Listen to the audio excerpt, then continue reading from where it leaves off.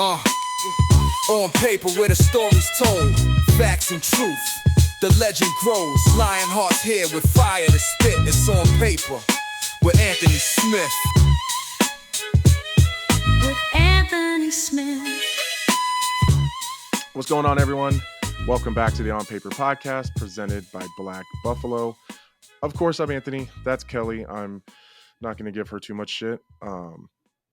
She's still here, and she's doing a great job. I am in sunny Las Vegas still. I feel like I've been here for like 5 years. I was here for the pay-per-view. Had a quick turn yesterday. I went home for like 3 hours and then turned around and flew right back. I had some things I was trying to make with Araya. And I'm back here getting ready to call the Contender Series on Tuesday. And yeah, how are you, Kelly? So you've just been nonstop. Just grinding. Just grinding. I'm I'm thinking about good. going back to fighting because I felt like I was less busy when I had another job. This is crazy. It's true. It's because honestly, though, you would go out to Denver, chill there, get your ass kicked for 4 or 5 days, and then go home. And I go home. That was And it. then you fought. Yeah. That fighting shit was easier. You've got Danny with you? Danny's here. Well, so Carlos, one of my teammates from Omaha, Carlos Yes. is here doing some training. So then Danny comes and hangs out and trains with him while he's here. So yeah, Danny's here. So he's keeping me company. I So love that's that. nice. Yeah, it's Little nice. piece of home with you. Yeah, it's nice. Can't get away from Danny for too long. No. Everyone Big needs a Eagles Danny. lost yesterday. Sure, he's very depressed. That's weird. He hasn't talked about it at all. Right. He talks a lot when they're winning. Yeah, but what I can't do is I can't talk any trash right now because the Chiefs play tonight. So I have to wait until that game is over. It's a great. before I Both my start talking fantasy trash. leagues are riding on this Chiefs game tonight. So Are they? Who do you need? Yeah. Who do you got? I have ETN, and then I'm playing Travis Kelce and Travis Hunter in Oh, a different okay. league. So we'll Okay. see. All All right, let's get right into it. We're gonna have Yousef Zalal jump on in just a little bit. He had a massive win over the weekend, and Huge. it took 10 months, but I think we finally had a pay-per-view that really lived up to the expectations start to finish. It was a great one. You were out there. Just what were the vibes in Vegas? The vibes were good. And listen, there's a lot of really good fights that happen in Vegas. Mhm. So like when we go to Utah or we go to Atlanta or we like some of these other cities that don't get fights as often, they pack those arenas from the first fight of the night. It looks like it's a main card or main event type of crowd from the Sure. very first fight. It's not necessarily like that in Vegas because there's a lot of opportunities to go to fights here. If Theo Von's in town, you can count on him being there for the first fight, but he's about the only person. But the vibes were different, and it comes down to Alex Pereira. Alex Pereira changes the temperature of the entire city when he's there fighting. So he's an absolute superstar, and I know we're going to get into some of the fights, but there were some other sneaky ones too. That did fly under the radar a little bit, but generally there was a lot of hype and a lot of just crazy excitement for the entire card.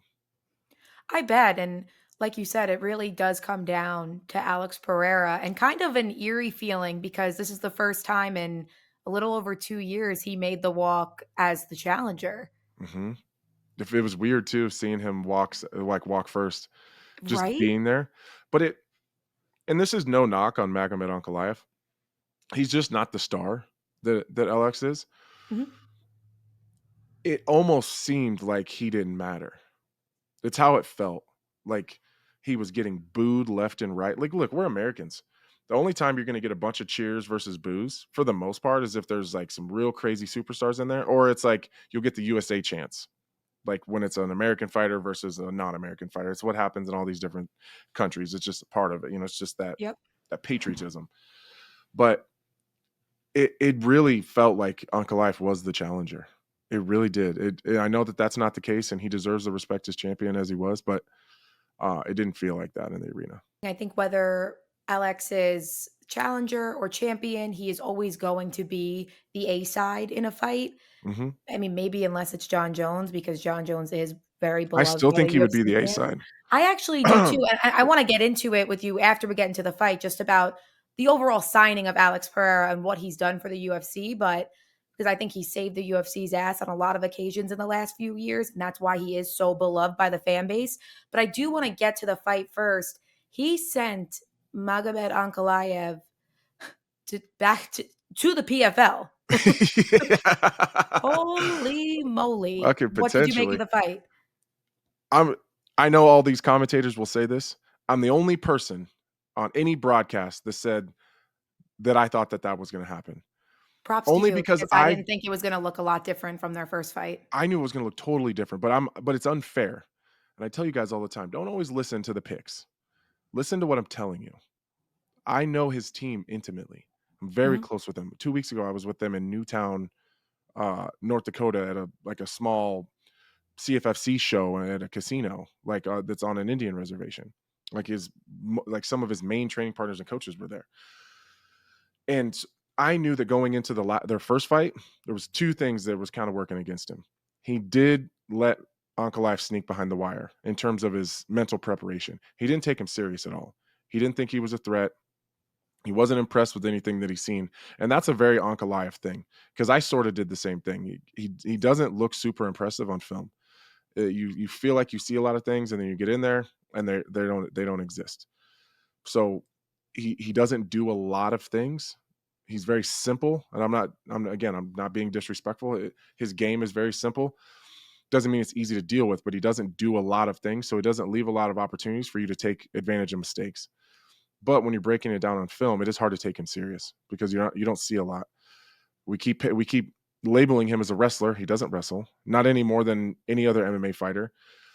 Generally, he had his legs battered in the Jan Blachowicz fight and shot takedowns because he couldn't stand. He ended up with a takedown against Paul Craig and got submitted.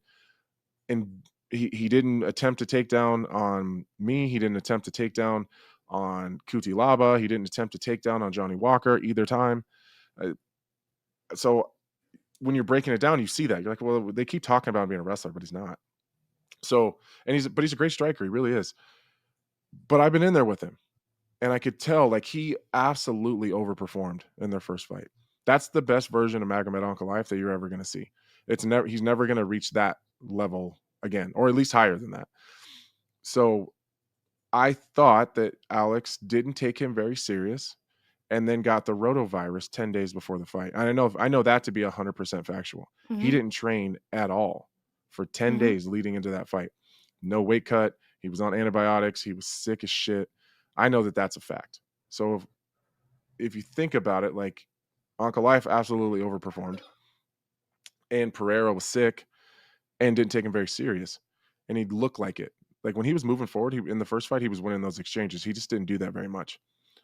And he has such a high fight IQ, and I think that gets missed a lot because he's just a scary figure and such a monster. It gets missed how smart he is.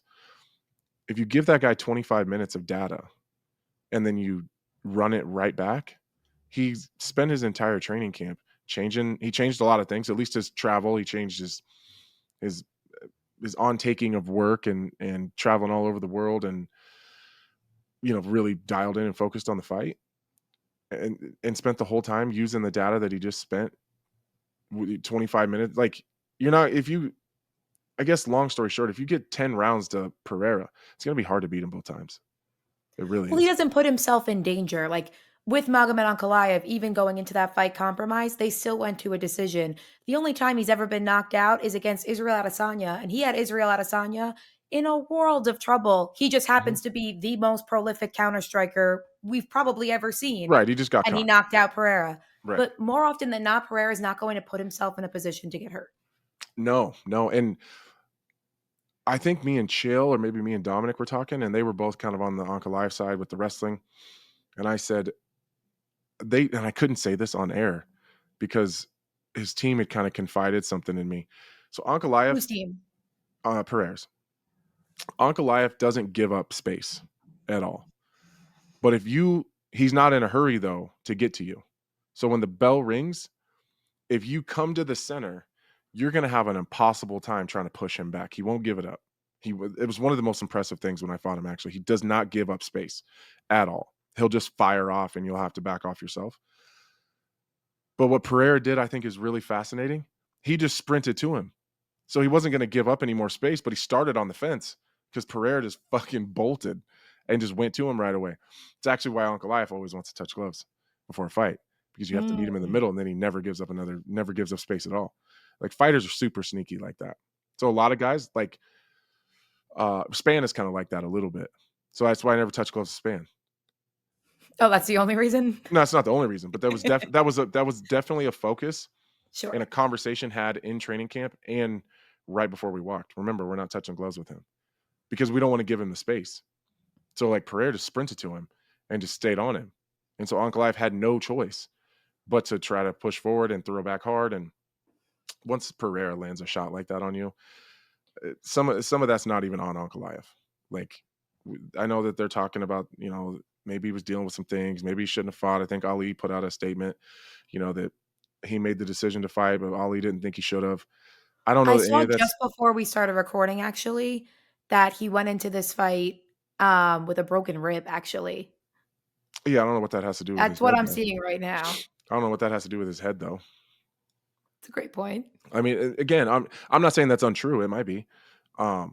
He seems like a type of guy that would be tough and tough it out and go in and fight injured. Mm-hmm. I would never question his toughness. Mm-hmm. In this specific situation, though, your rib had nothing to do with the right hand you took right off the fence. So it is what it is. It's kind of out of Ankalaev's hands, to be fair. Once a guy like Pereira lands a fucking shot like that on you, you're just surviving as long as you can. When it's probably if not you going to even be have very the long. time to. Yeah, it's probably you're not not another realm already, Crazy performance. And the unfortunate thing for Ankalaev is he's not going to get a rematch. They didn't even want to put him in the title fight to begin with. The first one. It took him a long time to get there to begin with, for sure. Mm-hmm. He had to make himself undeniable. When Alex Pereira lost to him, he's somebody that they want holding the title. So of course he got the rematch. And obviously he deserved it. He defended that title several times. For sure. But still. And that's going to be the conversation. Like, well, you won it and lost it. You didn't defend it 5 or 6 times, or you didn't defend it 3 times. You haven't done us any favors. You didn't save UFC 300. You didn't save the card when Conor fell off. Like, those are different circumstances. If Ankalaev wants to get another title shot, by the time he gets one, Pereira's kids will be in the UFC. By the time he gets one, Pereira will be fighting at super heavyweight. There's no way Pereira fights that long. I bet we only got maybe 2 more with him. 2 or 3. So if it is only 2 or 3 more, what do you think is next? Because he did say that he wants the super fight up at heavyweight. Dana has already said that he's not keen on it. But again, Dana notoriously doesn't make fights the night of the fight card. Right. He doesn't really love super fights to begin with. What do you think we actually see? I truly believe we see what Pereira wants. Whatever. He's earned that. I think so. Yeah. I don't know that we. I don't know. I would. It's going to be something big.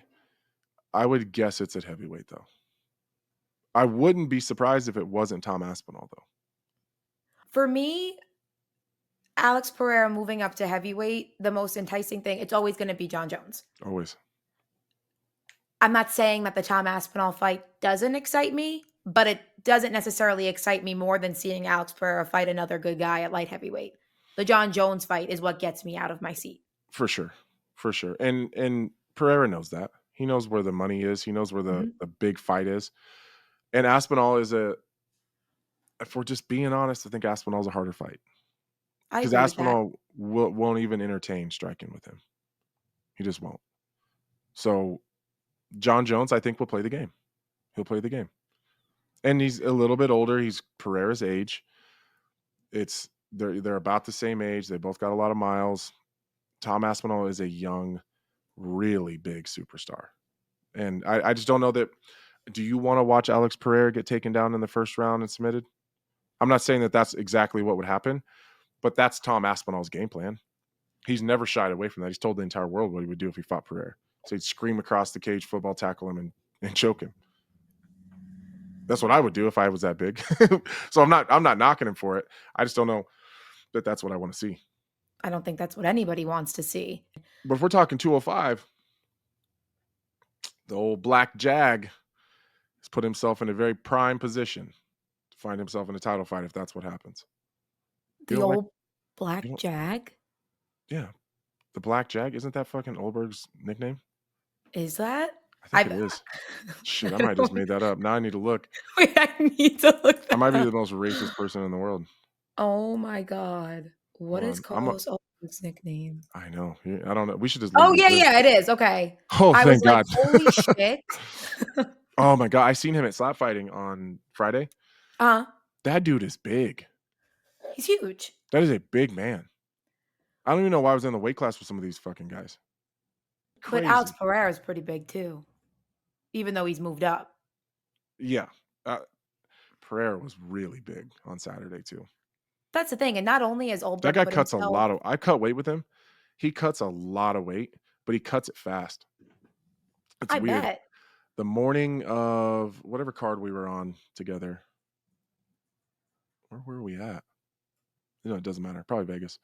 Um, he was like, I hope he doesn't get mad I'm talking about this.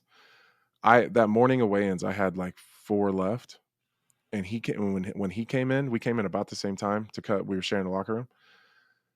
He had like 11 the morning of weigh-ins. The morning of weigh-ins? He cut 11 faster than I cut 4. And we kind of, it was cool because we did have this weird thing. We have a lot of respect for each other. We've never had a negative interaction in person. Mhm. Our teams really know each other well. So like he was here and I was here, and like I'm in the sauna box, he's in the sauna box. So when he got out, I got out. And then when he got back in, I got back in. So I just stayed with him the whole time. And he cut 11 pounds faster than I cut 4. I was in there like That's another wild. 25 or 30 minutes longer than he was. Well, honestly, not that long ago, his body was so used to getting all the way down to Yeah. 185. You You know who else know? is like that? Dustin Who Jacoby. That guy will cuts a cut. lot of weight pretty fast. That guy will cut 15 quick. He's just like really. He's a pain in the ass to train with because I've never met a person that sweats like that dude. It's just like you just feel like you're just being whipped with wet towels every time you're wrestling or grappling. Right. It's disgusting actually, but they're both just like really crazy sweaters. It's weird. When you talk about a Carlos Ulberg, not only is he in a spot for a title fight due to his ranking and just how his last few fights have gone, Alex Pereira has also beaten a lot of the guys right up there in the rankings. He's already beaten Sure. Yuri. He's obviously now beaten Ankalaev. He's already beaten Jamal. He's already beaten Blachowicz. Like Right. he's beaten a lot of these guys already. So almost by process of elimination, it would be Carlos Ulberg. It And starts I to be think Ulberg. I think just Reyes would have got one had he won. I agree. I Yeah. agree. And I think though, for me at least, just because of the matchup, I would prefer to see Pereira fight Ulberg at 205 than for him to move up and fight Tom Aspinall. 100%. That's a great take actually. I totally agree with that. And I hope Ulberg gets it. I actually really enjoyed having a conversation with him and just getting to hang out for a minute. Just really, really smart kid. Like really got a lot. Like he got a good head on his shoulders. Made me a fan. I wish that he did a little more media. Mhm. Because I think he would gain a lot more fans just by letting people kind of figure out his person. He used to be a stripper. I mean, look at him. He used to be a stripper. Oh man, it was great. It's a great story. That was like his job. He would just try. That's where his nickname came from. That was like his stripping nickname. That's a wild. It's cool. I'm gonna have to Anyways, do not that I want to just for science. I'm gonna have to do some research. yeah, for the podcast. Yeah, for the podcast. We should get him Just on soon. Actually, that's what we should do. I should reach out to him, see if we can get him on. Um, absolutely. but yeah, so I will tell you that Yuri Prochazka did not do himself any favors. I love Yuri. Fucking gutsy performance. Absolutely Mhm. insane fight. Insane heart. Insane just whatever the fuck that guy's made out of. But he didn't look great. He didn't look great. And that's not even that could be Khalil, but I don't know that that's a Khalil Rountree thing. He looked way better in the Jamal fight. He Mhm. looked really polished and clean in the Jamal fight. And like a performance like that would have I don't know, we would have had more of a conversation. Khalil's certainly gotten tougher to fight, though. I think starting when he fought you. Yeah, that's all. Remember, we were talking like we were like, this guy's gonna probably come out here, he'll gas himself out pretty quick. That's really That's what what he you're used to banking do. on. You know what I mean? Yeah, that's what he used to And do. he's gotten much smarter. He's gotten very smart. He believes in himself. He's got this. I don't know. You can just tell like mentally he's really leveled up. He's got a really good fight IQ. Until the third round, you're up. You got 2 in the bank against a guy who's notorious for coming on late and pushing the pressure and pushing the pace, and is a little bit crazy in between his ears. And your plan is to continue to chase him? Come on, bro. You have 5 minutes. Just survive. Just stay in there for 5 minutes. Clinch. Shoot a takedown, maybe. Again, I'm going to be critical of Khalil because I like Khalil, and so if he hears this isn't me coming down on you. This is me saying that sometimes some of the things that you think are cool are hurting you. It's not cool to say you have 0 takedown attempts in your entire UFC career when things like that happen and all you had to do was shoot a takedown. Yuri's not a fucking prolific wrestler. He's not some Division 1 All-American. All you had to do was get hold of a leg. Get hold of a leg, get a body lock. Like, wrestle a little bit. Make an attempt. And maybe Khalil's strong as fuck too. And maybe that goes different. So does it feel cool now to say you have 0 takedown attempts in your entire career? Because one probably could have helped you on Saturday. Is there a world in which Pereira does move up to heavyweight and gets a John Jones super fight that doesn't involve the title, or no? Possibly. Yeah, I could see that. See that. And if that's the case, how would you then book the vacant light heavyweight title? Because lately when fighters have been moving up or going for that super fight, they have been vacating the title they hold. Yeah, I don't know if he goes to heavyweight and fights. I don't know that he can. I don't know that he could come back down. I think he would be too big. It's a great point. I don't think he would be able to make it again. So would it have to be Yuri and Ulberg? Yeah. And here's the deal. Everyone's going to come down on me for saying this, but Yuri didn't do something that made me really want to see him in a third fight with Pereira. But sometimes I think we need to make things right.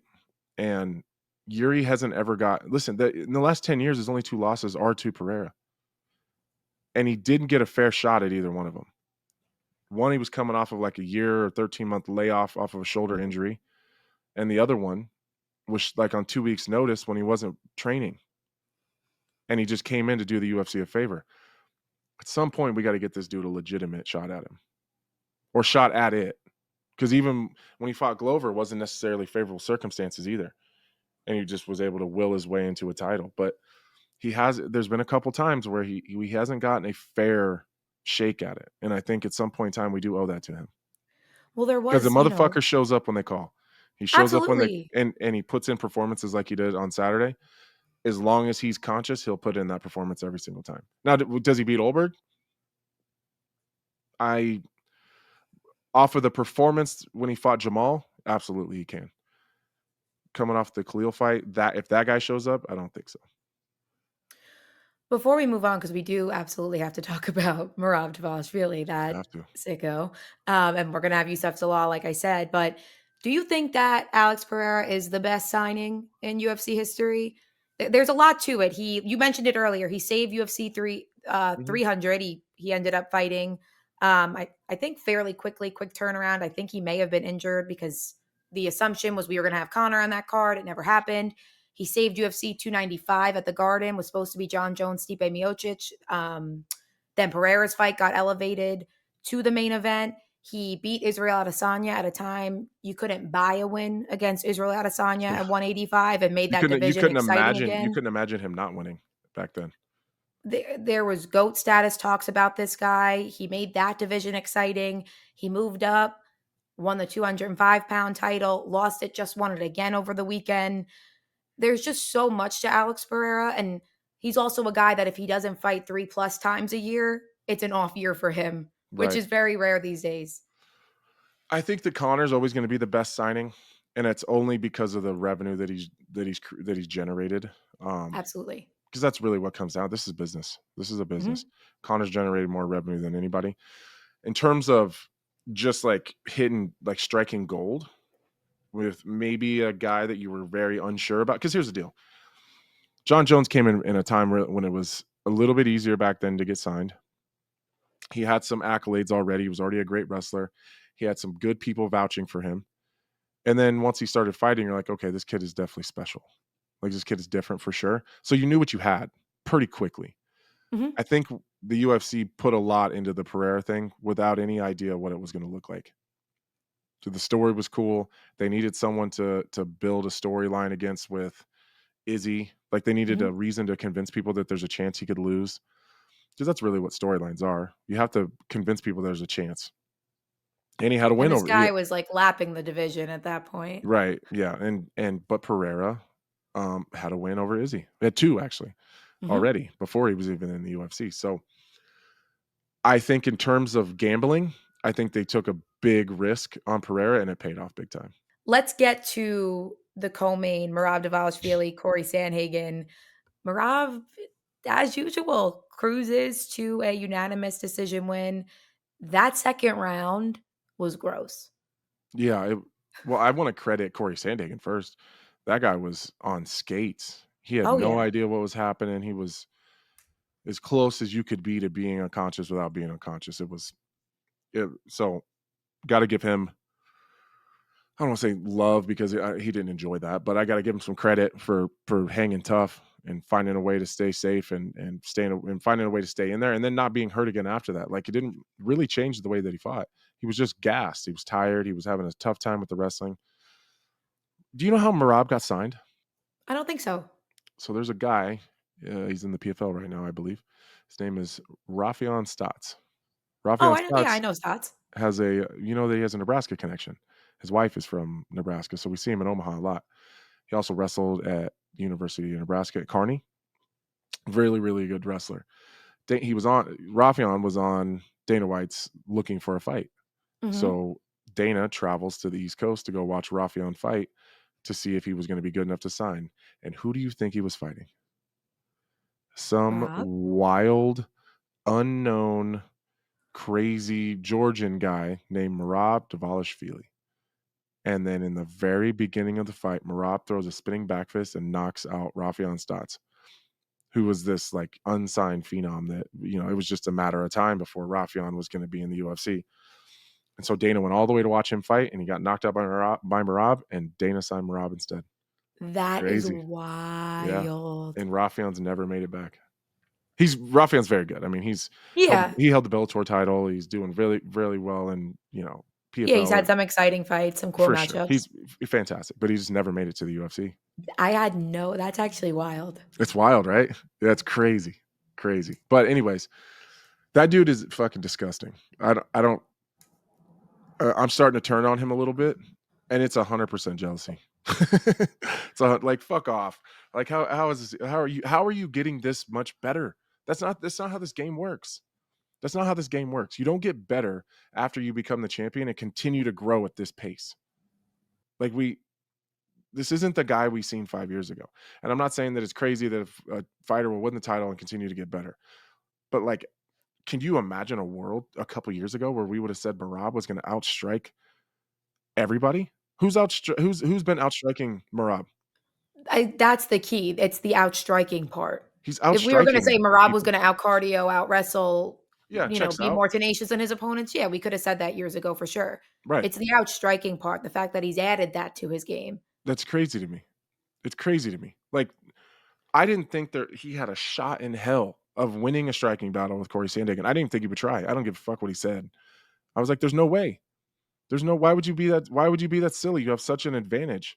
Because up to this point, and actually, I thought Corey Sandhagen did a really good job. Because up to this point, we haven't seen Corey Sandhagen really deal with a high pressure, high pace, high volume wrestler Mhm. at all. He was taken down and grounded by a broken and injured and cut really bad TJ Dillashaw.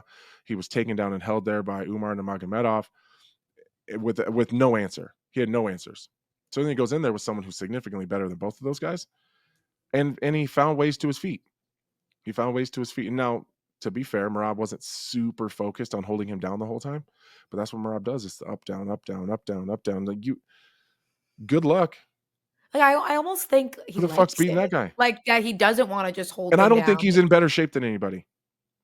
There's been 2 fights. You don't think Merab is? No. There's been 2 fights where, like, they've tracked his heart rate.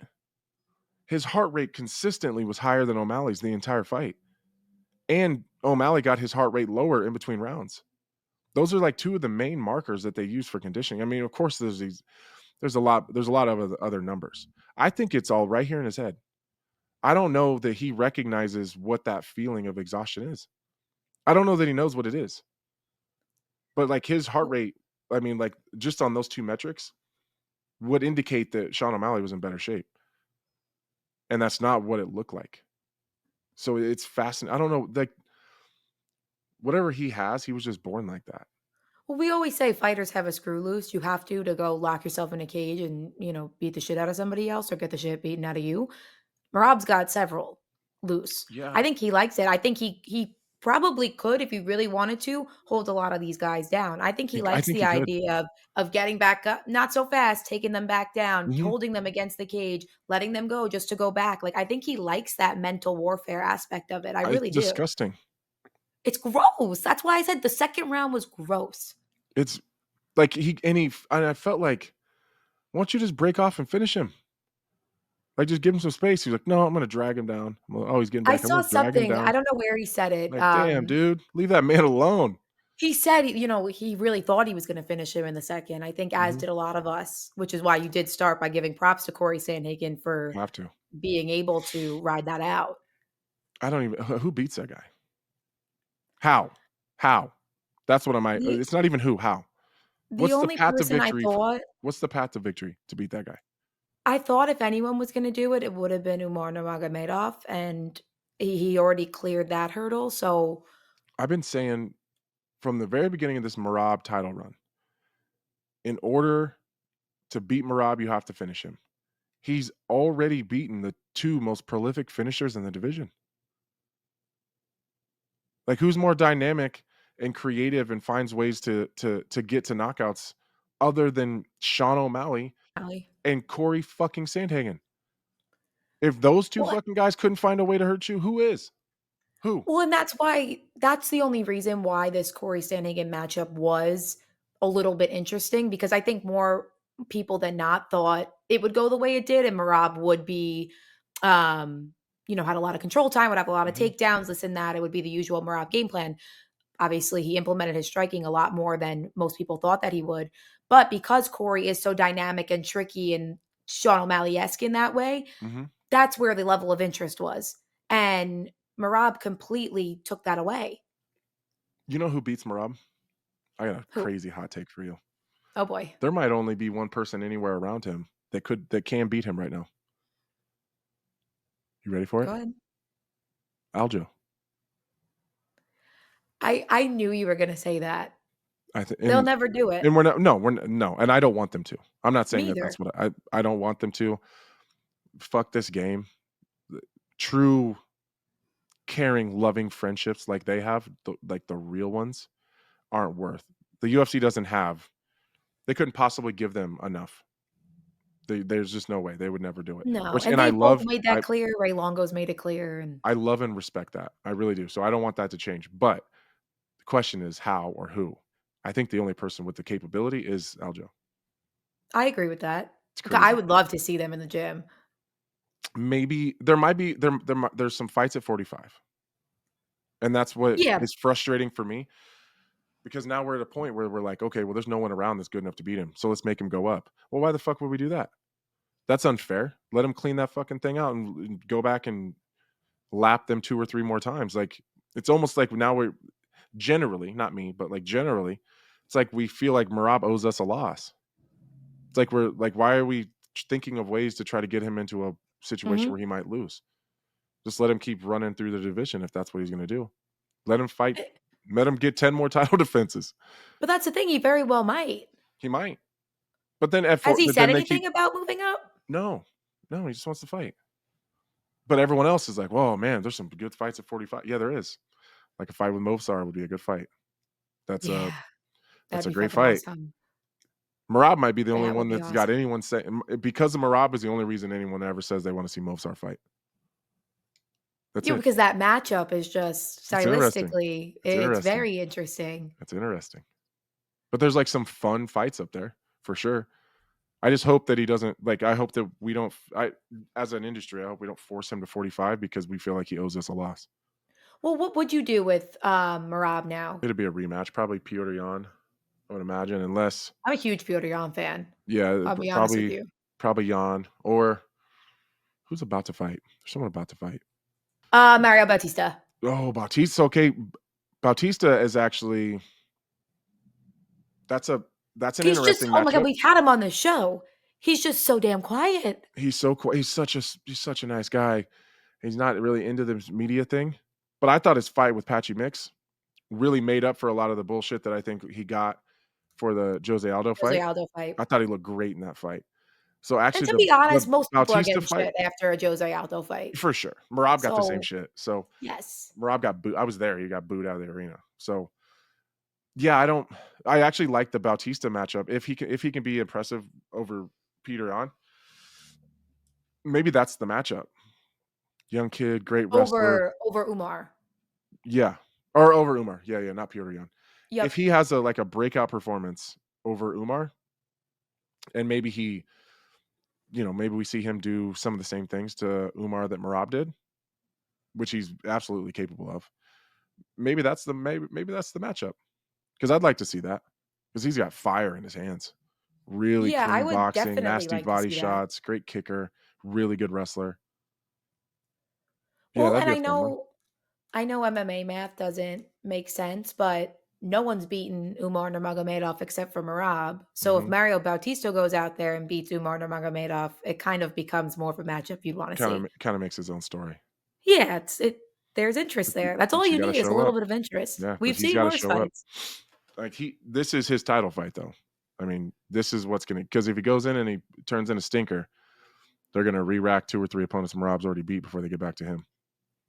I know, because he doesn't do himself any favors outside of the Doesn't. octagon. So he's a tad bit lucky, and good. I mean, he's found himself in a position with a really, really tough guy because he's beaten some really tough guys. But because Merab has cleaned out a lot of those other opponents already, he's found himself in a pretty good situation. If he can have a breakout performance. Also, I do want to talk about Patchy a little bit. Yeah. Man, and I don't even want to really get into the fight. I actually thought it was a fun fight to watch. It was. I love good jiu-jitsu guys that kind of get after it. Man, the highs are high and the lows are low. Highly touted former world champion coming from a different division, was kind of being brought in as the guy labeled to he's the one that'll push Merab. Loses to Bautista on the main card, kind of on short notice, and then loses to a guy that nobody knows on the prelims. It went Fucking from bad to Christ. worse. Fuck. And it's regardless if you thought he won the fight or not, it was a split decision. It's still a loss on the record books. And For now sure. that's 2 in a row against guys that you were put in there to beat. For sure. That was It's his tough to get around. That was the Bautista one was supposed to be his introduction. He was supposed to put on a show. Here's Patchy Mix. Watch this shit. And they were like, ooh. Wait a minute. Okay, let's let him. Took it on short notice? Or no? No, I think it was Patchy. Yes. Patchy took it and replaced Cheeto. That's right. Cheeto. Yeah, that's Yep. Man, I just feel for him. You know, Me too. He seems like a nice guy. Great guy. Great. You won't, they don't make him any better than that. So yeah, I just wanted, before we got out of here, I wanted to make sure that we I don't know, I just want to talk about that for just a second. I just feel bad for him. You brought up Aljamain Sterling. He did just get married over the weekend, so congratulations to Aljamain and his wife. After Merab's win, I saw videos of this guy at the club with like Steve Aoki till 4 a.m. Aljo's wedding was Sunday. Oh, that's great. And how about Aljo moving his wedding to a Sunday? Guaranteed just because he had to be there. He wanted to be there with Merab. I bet. Nobody gets married on Sunday. Nobody gets married on Sunday. And Merab was with Steve Aoki till 4 in the morning. He probably left there and then went on a 5-mile run. I've got Weidman on Instagram. Weidman went to the wedding as well. I think Steve Aoki was also at the wedding. Hold on. I'm pulling up Weidman's story these guys, now. I love these guys. Yes, Steve Aoki was at this wedding. See, this is what you could take the boys out of Long Island. You can't take the Long Island out of the boys. You can't. All right, let's bring in Yousef. He had a fantastic win over the weekend, and he's always got a lot to say. All right, everybody. We are back with a special guest. We have Yousef Zalal fresh off of his UFC 320 first round finish. That's crazy, bro. How are you? I'm good, man. I'm good. It's you know what they say is living off the high right now, so it definitely feels good. What did because everyone at Factory X, I mean, full disclosure to everyone listening, me and Yusuf have been teammates for a really long time. So I've kind of it's been fun to like see the whole process from the very beginning and seeing where you're at now. But what were you guys kind of focused on in training camp getting ready for a guy that's so dangerous like Josh Emmett? Obviously, everybody in the world, if they don't know MMA, they know what that guy brings, which is power right hand. You know what I mean? Right. So I obviously, I try not to put so much like crazy respect on the guys anymore. I feel like that was my mistake against Cater, but this fight was more of like, okay, I know the one thing that I gotta respect, which is his power. I have to. So as soon as I put that in my head, and I was like, okay, what's the easiest way to deny that, like to like not have that as a possibility, which is the ground. You're not gonna try to knock somebody out from the ground unless they're on top. But so I was like, okay, well, that was the goal. And I really focused on that wrestling, and I've been working on my wrestling for the last few months, and that was the plan going into this fight. What did you have moments where you're sitting at home, like it's nighttime, you're in bed, getting ready, like you're trying to go to sleep, and you're just having nightmares about what could possibly happen if he lands that shot? Bro, it's every day with with this fighting game. I hate it. I It annoys me, and I tell people I'm a very honest person. I really don't care. I open up to the fans and all that, but for me, it doesn't hit me until Thursday. So during the camp, it definitely hits me up, but during fight week is Thursday for me, bro. I don't know what it is about Thursdays. Right before I start cutting weight, my body Hmm. feels it, my body knows it, and then I start getting into that conversation of, okay, well, what if he lands this right hand? What if he lands this and this power shot and this and that? So that was kind of like the thing. And on Friday morning, I kind of feel it. And then after that, it's over. But yeah, I definitely had so many thoughts. But I also look at it with the experience. I'm like, well, nobody landed that shot on me. And it's not going to be him. I promise you that. And that was kind of like my motivation through that. Yeah, sometimes it depends on the opponent, but sometimes those nights are torturous, man. It's like just Yeah. I had it real bad They're with not the Span funnest. the first time. They're not the funnest. They're not the funnest in the world. You know what I mean? No, So I'm just blessed enough to kind of like experience it and see other people go through it. So for me, I was kind of like looking on that. I'm like, well, you have to land that shot. You know what I mean? And I'd rather fight somebody that has the one thing than multiple things. for sure. Yeah, they're easier fights. They're more predictable. Let's talk Exactly. about let's. I mean, I don't want to go too far backwards, but we got to talk about it a little bit. It's a night and day difference from your first UFC stint to your second one. Obviously, the weight class is different. Um, like, well, I mean, you came up from 35 from a long time ago, so you changed weight classes at some point in time, and then, man, you lost to guys that you're way better than now. Like it's night and day. You're beating so much better opponents now than you were before. What was the huge difference in between that? You know that the first and second UFC stint. Man, just to get hit by, hey, you're not fighting anymore at this biggest, the NFL of this sport.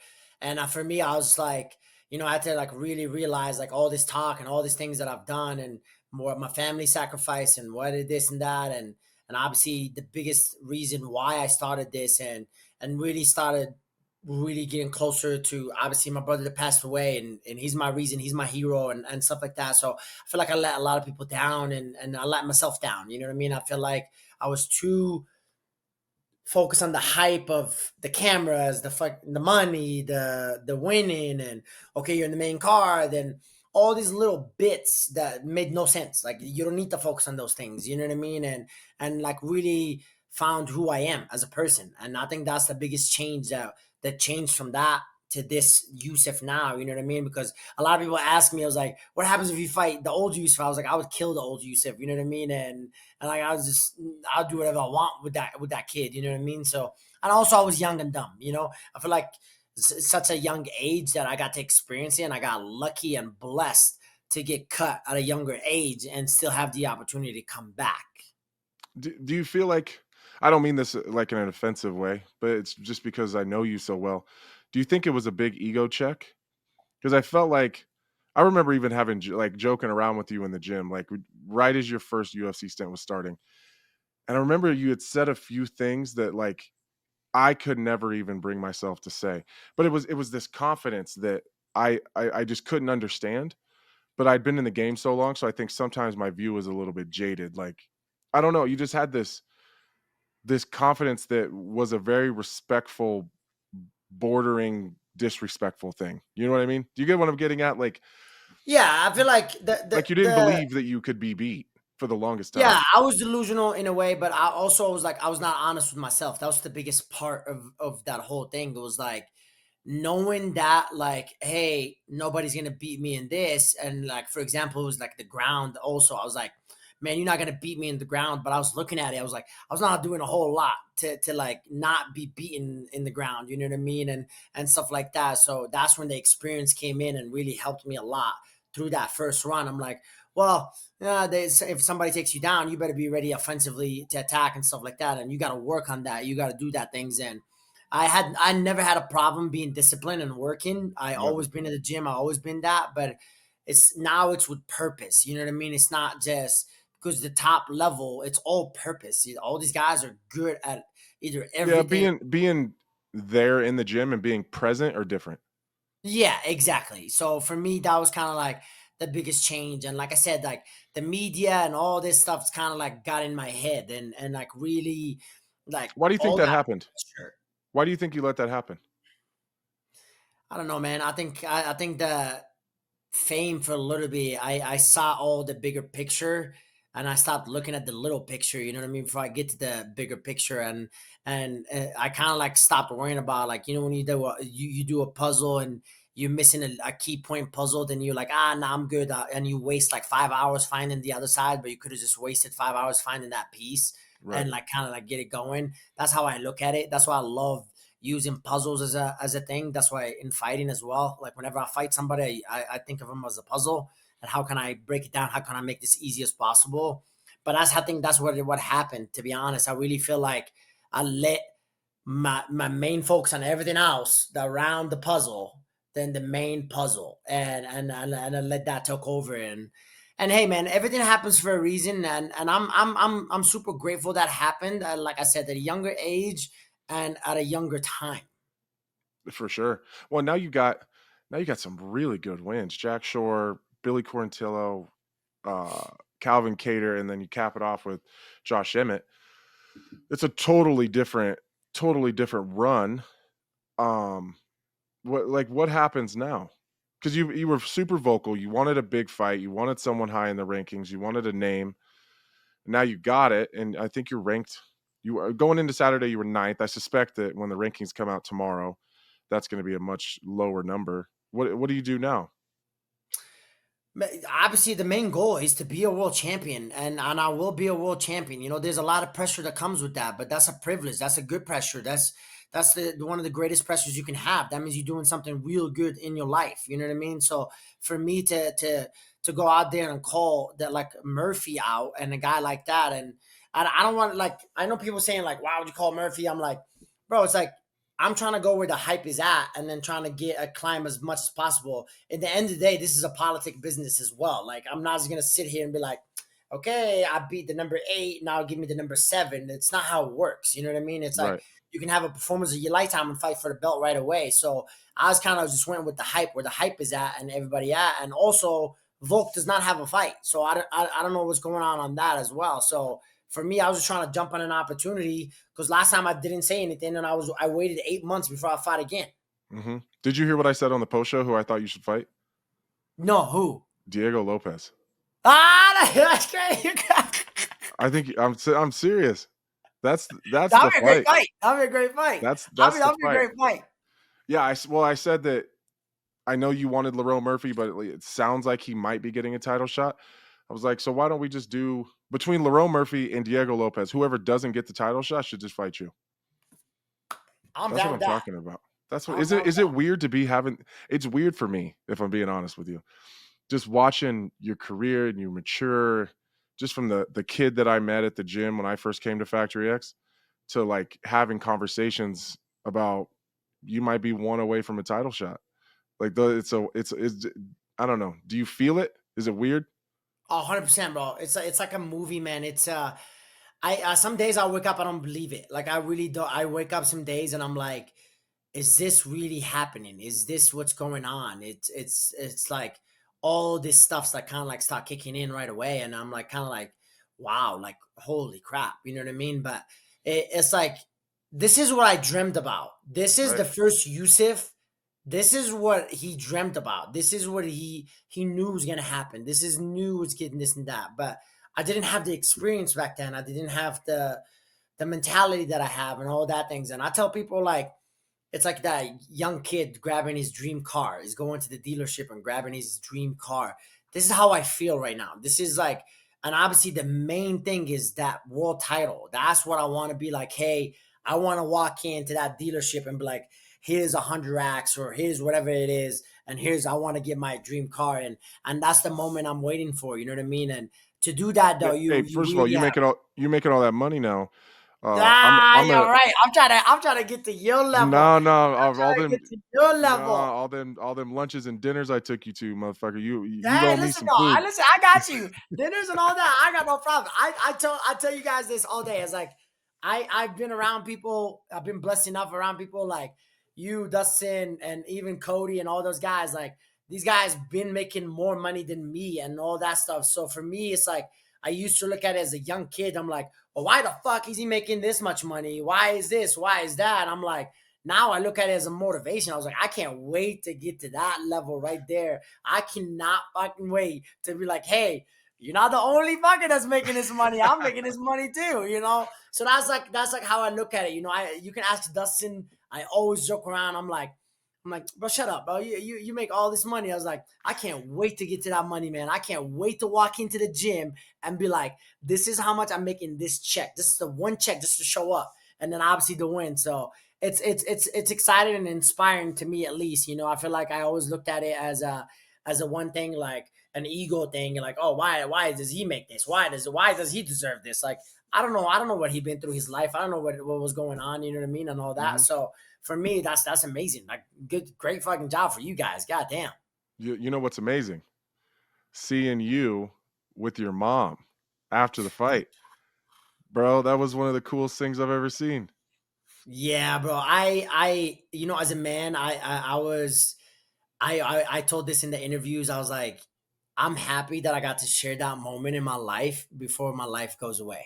I Mhm. really super grateful and blessed to say I did that. And I know a lot of people don't have moms. I know a lot of people grew up with no moms and all that stuff. So for me to even have my whole family in there, and I know my brother's watching me as well, and just to have that, it was a special moment to my heart, man. And I, like I said, I'm very blessed and happy that I got to experience that and to have that stamped and for my rest of my life.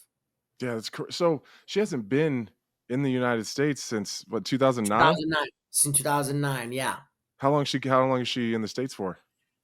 She's staying here for a little bit right now, so I don't know. Like we're Africans, bro. There's no plan. The Africans don't plan, bro. I swear to God. Like She just you got want a to hear, one-way ticket and she's like, bro? I'll That's how kick it crazy till my I family gotta is, go bro. back. My dad calls me. He said, I was like, yo, are you coming?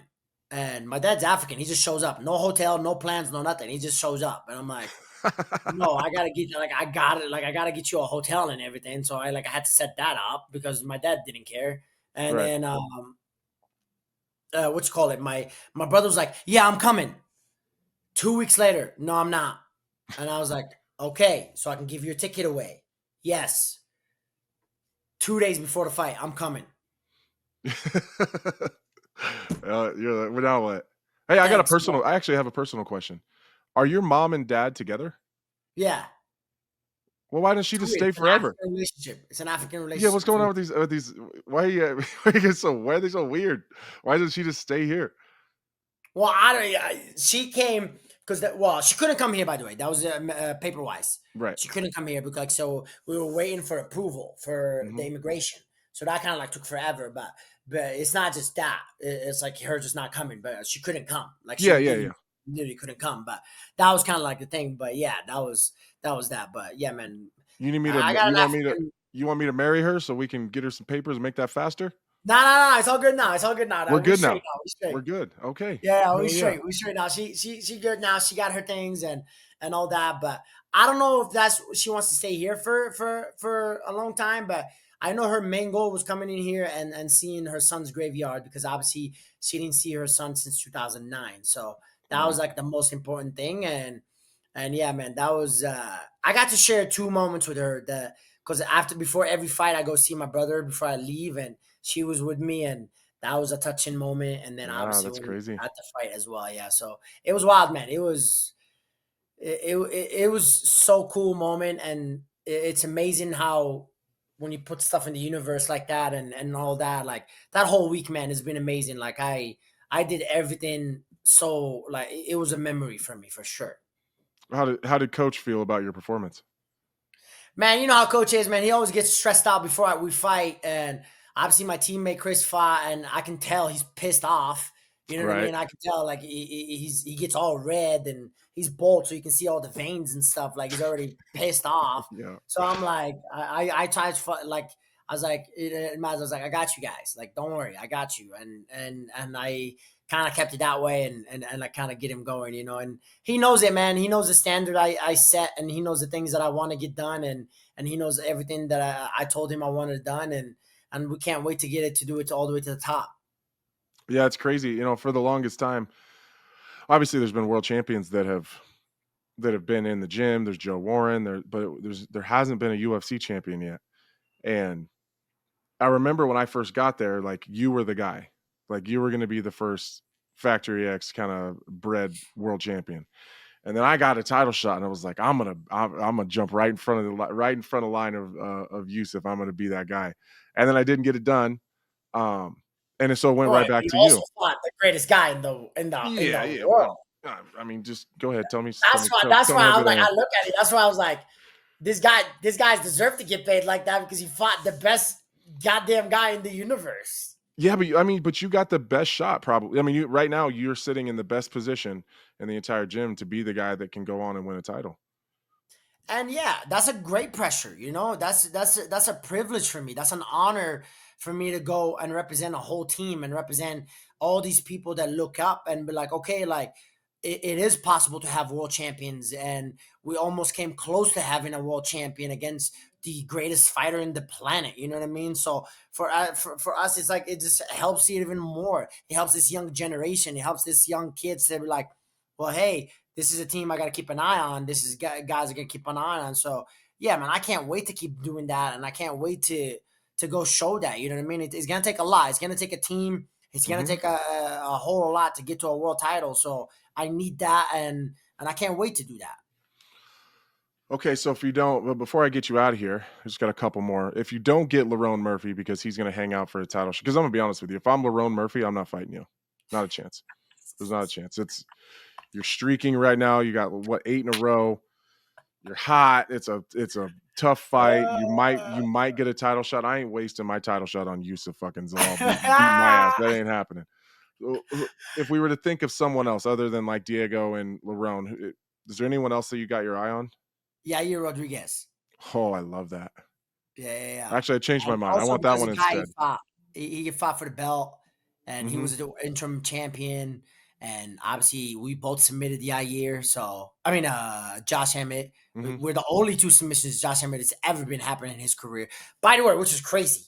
That guy has so many fights in the UFC, and he's only been finished 3 times. Yeah, it's crazy. And It's by the crazy. way, I realized I was like, he's been in the UFC since I started MMA. Yeah, that's crazy. You know what else is crazy? Here's something people forget all the time.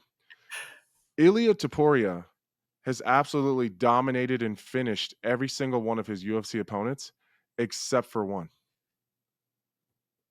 And that one is you. That's you. I mean, that fucking means That was a something. young, dumb Youssef, too. That was not even a good Youssef, bro.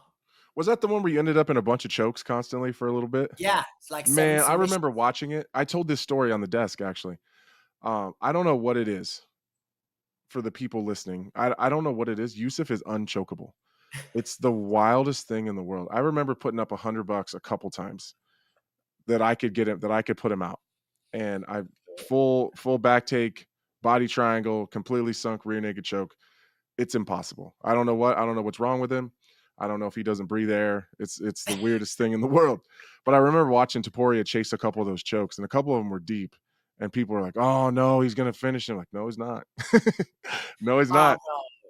No. That's like my thing. I love like chokes challenges because I'm like, I always thought I was a stubborn head. I feel like I'm always a stubborn guy, and I was like, no, you find a way.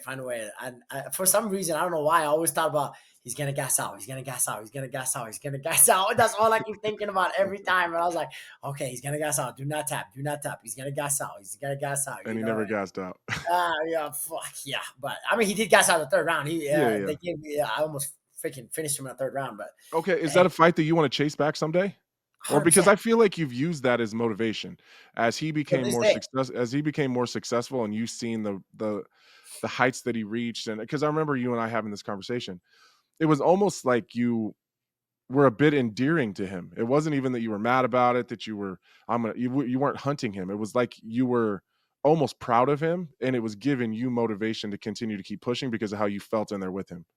It's inspiring. If you're not inspired by that, you're doing it for the wrong reasons. You know what I mean? I'm like, Right. who doesn't want to be like Ilia Topuria in a way of, hey, you follow your dreams. You said what you wanted to do. You're achieving the things you want to do. You have a great family. You're changing your life and your family's life and stuff like that. And that's why I took in this week. And I was like, listen, till this day, he's still the guy I was kind of looking up to and chasing in a way of, hey, to be that level, you have to do a lot of things that 99% of people cannot do.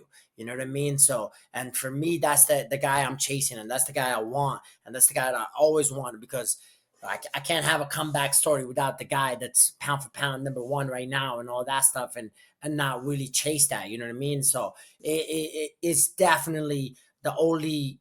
When I remember when he became a champion, I posted a story on and I was not even in the UFC because I got cut, and I posted it and I said, I can't wait to be back in there right after he won that belt. And I was like, I can't wait to be back in there, and my time will come. And until this day, I still believe it. My time will come, and I can't wait to finish that story and finish that book.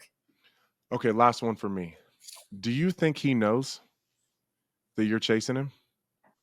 Or do you think he's just up there doing his own thing and you're just consistently gaining ground on him? Like, do you think he looks behind him and realizes you're coming? I don't know. I think his mentality, that guy, I don't think he looks at what the hell is behind him. I think he got so much going on. I don't think he really is. And I don't think nobody ever brought me up in interviews at all either. I know every time he sees me, we dab each other, we give like each other a hug and stuff like that. His team knows me as well and stuff like that. So, but I never like really had a crazy conversation with him at all and any of that. And I know nobody brings me up in interviews. So, but man, like, he's chasing his thing, I'm chasing my thing, and at the end of the day, it's like I told Dana and Hunter, I was like, look, man, I will be a star and I will be a world champion, and I can't wait to do that. Hell yeah! All right, man. Well, I'm gonna get you out of here. Make sure you tell your mom and dad that I said hi. I'm glad that I'm glad she's back with you for a little while. I couldn't be fucking more proud of you, bro. It's been one of the coolest things in the world to just see it from the inside. Everyone sees it from the outside, but I've seen it from the inside where the real work is put in. And you deserve everything that's happening to you, bro. So that'll be the last nice thing that I say to you for a while, though. I love you, bro. Get the hell out of here. Thank you for having me. Yeah, hey, we gonna see a nice thing again after the next fight. So hell yeah, let's go. All right, baby. bro. Thank you very much. Thank you, Rob. Appreciate you. Warning, this product contains nicotine. Nicotine is an addictive chemical. Black Buffalo products are intended for adults aged 21 and older who are consumers of nicotine or tobacco. If you're 21 or older and use nicotine or tobacco, it's time you charge ahead and join the herd with America's only credible smokeless tobacco alternative, Black Buffalo. Now available at thousands of best-in-class retailers like Wawa, Circle K, Sheetz, Love's, Pilot, Racetrack, and more. Black Buffalo was established in America in 2015 to honor the ritual and tradition of dip without the tobacco leaf or stem. Black Buffalo's long cut and pouches are made of barn-cured leafy greens that dip and feel like traditional products, all with food-grade ingredients and USP-grade nicotine. You're in good company with the Black Buffalo herd. Brand ambassadors like MMA Hall of Famer Cowboy Cerrone, professional race car driver Ryan Blaney, and country music star Larry Fleet all proudly dip Black Buffalo Tobacco Alternative, an American brand built on authenticity and respect. If you're looking for a real dip experience, long cut or pouches, go to blackbuffalo.com to join the herd. Use their store locator to find a retailer near you or ship products directly to you in most states. Black Buffalo Tobacco Alternative, the future of dip, honoring the past. All right. Big thanks to my guy Youssef for coming on. It was a little bit short notice, but as big of a superstar as he is not going to ignore my text messages. Not yet. But right now, I want to give a shout out to Legendz. It's the official sweepstakes partner of the On Paper podcast. It's 100% free to play. You make your fight picks, climb the leaderboard, and you win real prizes. There's no betting, no stress, just your fight IQ versus the world. Hit the link in the description and make your picks now. Anthony, the fight train keeps on moving. The UFC is back in Brazil this weekend, and Charles Dubronx. I tried to go. I tried to go Did as a you? guest fighter because I wanted to be in Rio and watch that fight. And they said, hell no, last time you were here, you didn't make weight. It wasn't the last time. I made weight the last time I was there. Oh, all right, close enough. Damn. Charles Dubronx in the main event. He is taking on Mateusz Gamrot. Give me some early thoughts. I know it's only Tuesday. You don't usually dive in and dissect until a little bit later in the week, but what do you think? I think it's a fun fight. Charles is absolutely the better striker. He's the more dangerous guy on his feet. Hasn't been, I don't know, he's not notorious for having a great takedown defense. So Gamrot's going to get some takedowns. Charles is a crazy finisher, but I've always been impressed with Gamrot and his wrestling, scrambling, and jiu-jitsu game. I think it's a tough fight for Charles, if I'm being honest. It's one of those trap fights where I could see Charles kind of being grounded for 5 rounds and kind of just exhausted and out scrambled. And, Charles is a opportunistic grappler. He's not if he gets on top, he's finishing anybody. But from his back, he's opportunistic. He finds things, and Gamrot doesn't give up a lot. If you guys want to have a little bit of fun, go watch Mateusz Gamrot versus Arman Tsarukyan. As high as we are on Tsarukyan and what Tsarukyan kind of did to Charles in terms of his top game in wrestling, Gamrot kind of did the same thing to Tsarukyan. Really close fight, really fun fight. One of my favorite fights of all time to watch the scrambles. It is one of my favorite. I totally agree with you. It's one of my favorite fights that I've ever watched. But that's what you get when you get Gamrot. He's gonna do that to most people. It's just Charles needs to finish. Charles is gonna have a tough time dealing with the grappling and wrestling of Gamrot for 25 minutes. It's gonna be tough. But it's really quick though. It's a quick turnaround for Charles off a nasty knockout by Ilia Topuria. It's a good guy to fight. It's respectable for him to want to fight this quick and fight in Brazil for his people. Does that play a role here? Yeah, it always will. Absolutely. It does make me nervous. I don't necessarily like the quick turn after such a nasty knockout. Gamrot's not a guy that really cracks like that. Can he knock people out? For sure. He's a grown-ass man at 155 pounds. He probably walks at 180. He's got power. He can knock people out. It's not really his style. So I think it does help Charles a little bit. The Gamrot isn't necessarily going to look to just stand and trade and bang with him. So that does help. It's one of the safer matchups you can have coming off of a knockout loss, I would imagine. So, yeah. All right. I have a dinner that I'm late for. I'm going to go hang out. And then I'll come back here and I'll spend the rest of the night prepping for the contender series because I don't know any of these guys. Neither do we. So if you mess up, you're about to learn. I'm going to teach you guys tomorrow, so make sure you tuned in. Exactly. That's why we say, even if you mess up, what do we know? Yeah. You need to have no idea. All right. Thank you, everyone. Been traveling a lot, so I know our episodes have been a little bit weird lately, but I appreciate you guys. Make sure you like, subscribe, share with your friends, and we'll see you next week. We partner with Homa Fight Picks to get you the most accurate and well-researched fight predictions. They do all the legwork so you can focus on winning. Picks will be sent directly to your phone via text or email. It's totally up to you. The second we upload them. Use code Lionheart to get 7 free days at winnable.com/HOF picks. That's WINIBLE.com/HOF picks. With Anthony Smith.